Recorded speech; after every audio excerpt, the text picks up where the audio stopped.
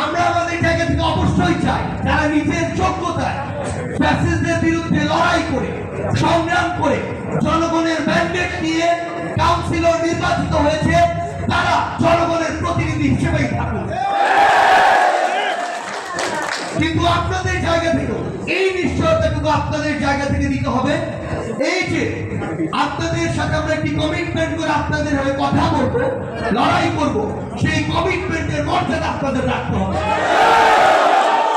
আমরা আপনাদেরকে স্পষ্ট করে একটি কথা বলি, আমরা যদি আমাদের জায়গা থেকে দেখি বা শুনি যে আপনাদের ভিতরে আপনাদের ওই লিস্টে এমন কেউ আছে যে ওই ফ্যাসিস্টদের সময় প্রত্যক্ষ বা পরোক্ষভাবে তাদেরকে সহায়তা করেছে, এই অভ্যুত্থানে যারা আন্দোলন করেছে তাদের বিপক্ষে ছিল, যারা বিগত 16 বছরে আমার অনেক ভাই যারা বিভিন্নভাবে শোষণের শিকার হয়েছে তাদেরকে প্রত্যক্ষ এবং পরোক্ষভাবে তাদের বিরুদ্ধে জুলুম করেছে, আমরা যদি এমন কাউকে আপনাদের ওই লিস্টে দেখি তাহলে মনে রাখবেন আপনারা আপনাদের জায়গা থেকে আমাদের সাথে ওই কমিটমেন্টের বিরুদ্ধে চলে যাবেন।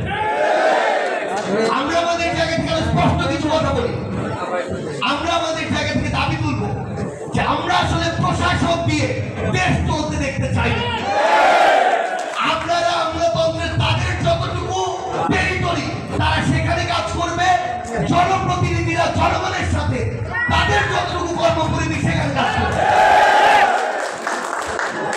এই কম্বিনেশন যদি না থাকে তাহলে দিন শেষে যেভাবে রাষ্ট্রের ফাংশন করার কথা সেভাবে ফাংশন করা সম্ভব নয়। আমরা আমাদের জায়গা থেকে সেই জিনিসটি পেতে চাই, আপনাদের মধ্যে এমন কারো কথা যেন আমরা আগামীতে না শুনি যারা ক্ষমতা পেয়ে সেই ক্ষমতার আবার অপব্যবহার শুরু করেছে। একটা জিনিস মনে রাখতে হবে, হাসনাত তার কথায় বিস্তারিত ভাবে এই কথাটি বলে গেছে, জনপ্রতিনিধিরা যেভাবে জনগণের সাথে সম্পর্কিত, তাদের দুঃখ কষ্ট যেভাবে বুঝে, তাদের দুর্দশা যেভাবে বুঝে, তাদের সাথে যেভাবে মিশে, এটা কোনো আমরা কেন যারা ওই বিভিন্ন অফিসে বসে থাকে যত বড় অফিসারই হোক না কেন তাদের পক্ষে বোঝা সম্ভব না।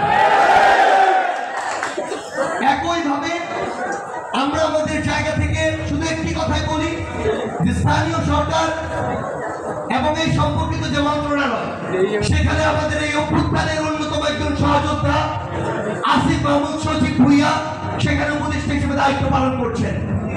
আমরা মনে করি আসিফ তাহিদ সহ এই অভ্যুত্থানে যারা সামনের সারিতে থেকে এই অভ্যুত্থানের নেতৃত্ব দিয়েছেন তারা জনগণের দুঃখ দুর্দশা বুঝে বলে, জনগণের পালস বুঝে বলে এই অভ্যুত্থানে তাদের নেতৃত্ব জনগণ গ্রহণ করেছিল। এই অভ্যুত্থানে তাদেরকে সামনে রেখে তাদের উপরে আস্থা রেখে জনগণ রাজপথে নেমেছে এবং খুনি হাসিনাকে দেশ ছাড়া করেছে। সেই জায়গা থেকে আমরা চাই যারা জনগণের কাছে গ্রহণযোগ্যতার ভিত্তিতে নিজের যোগ্যতা এবং দক্ষতার ভিত্তিতে এভাবে নির্বাচিত হয়ে এসেছে তাদেরকে ওই জায়গাগুলোতে যেন এই দায়িত্বটি দেয়া হয়। আমরা আমাদের জায়গা থেকে কথা দিচ্ছি, আমরা সর্বোচ্চ চেষ্টা করব।